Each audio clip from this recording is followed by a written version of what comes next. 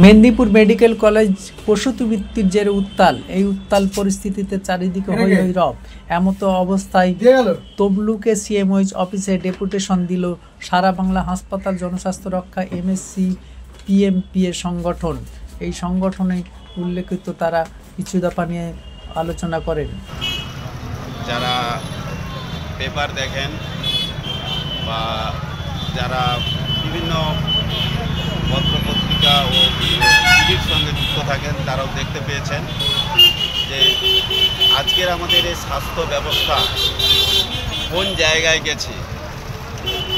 প্রসূতি মায়েরা আজকে রিঙ্গাল ল্যাকটেটের যে ঔষধ অন্যান্য রাজ্যগুলো বন্ধ করে দেওয়া হয়েছে, যে সমস্ত ব্যাচ নম্বরে রিঙ্গাল ল্যাকটেট, সেইগুলো কিন্তু আজকেও আমাদের এই সরকার বাহাদুর সেগুলো চালাচ্ছেন এবং যার ফলে আজকে মেদিনীপুর কলেজে একজন প্রসূতি মারা গিয়েছে এবং এখনও 3 জন মৃত্যুর সঙ্গে পাঞ্জা লড়ছে এবং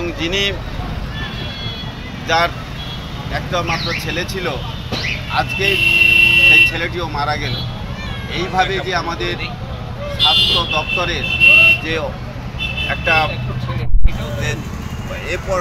অর্থাৎ দুর্নীতিগ্রস্ত জায়গায় পড়ছে, স্বাস্থ্য পুরো পরিষেবাটা যে ভেঙে পড়ছে তার একটা উদাহরণস্বরূপ আমরা আজকে বর্তমান সমাজ ব্যবস্থাতে দেখতে পাচ্ছি।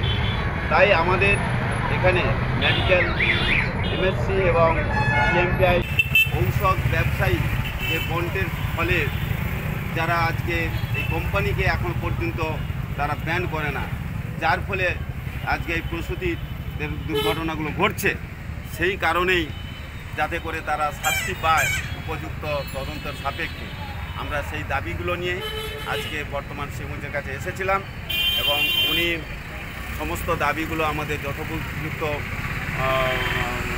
গ্রহণ করেছেন এবং বলেছেন যে আপনাদের দাবিগুলো ন্যায্য, যা আমরা চেষ্টা করছি।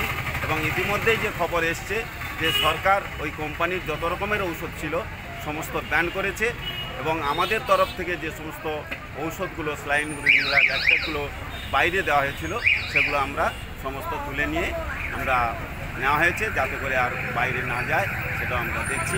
এই আশ্বাস তিনি দিয়েছেন এবং যাতে করে প্রসূতি মায়েরা যাতে করে তাদের ছেলেদেরকে না হারায় এবং প্রসূতি মায়েরা না এই শিকার হন, মৃত্যুর শিকার হন, আমরা সেটা দেখছি।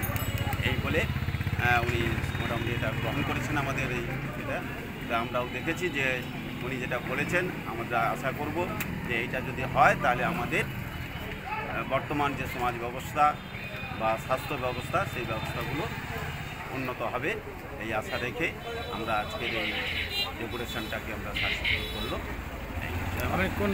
আমি পিএমপিআইয়ের জেলা সেক্রেটারি রামচন্দ্র সাঁতরা বলছি।